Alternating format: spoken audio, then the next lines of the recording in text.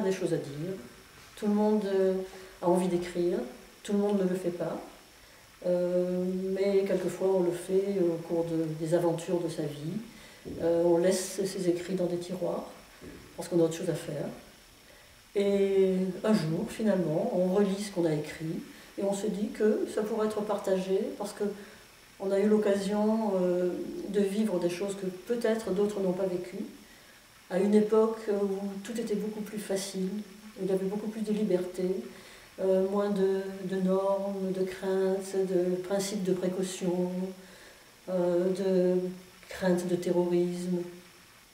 Et voilà, j'ai voulu essayer de partager ce que j'avais vécu dans les différents pays où je suis allée, et partager aussi les belles rencontres que j'avais faites avec des personnes intéressantes, fascinantes.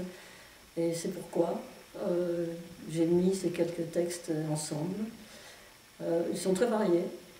Il y en a sur l'Afrique, sur l'Amérique du Sud, des textes plus personnels, des petites aventures. Et voilà, je pense que ça valait la peine de les mettre ensemble. Ce n'est pas difficile à lire. Je dois dire aussi que j'avais promis à quelqu'un, il y a très longtemps, de publier quelque chose un jour pour pouvoir le lui dédier. C'était un écrivain cubain qui s'appelait Severo Sarduy, qui d'ailleurs a publié plusieurs romans aux éditions du Seuil à l'époque. Et il avait tout de suite considéré que ce que j'avais raconté pouvait être intéressant. Il m'avait fait promettre qu'un jour, je ferais l'effort de publier quelque chose. Et bon, c'était un petit peu tard dans mon existence, malheureusement, il a disparu entre-temps. Et je n'aurai pas l'occasion de voir sa réaction.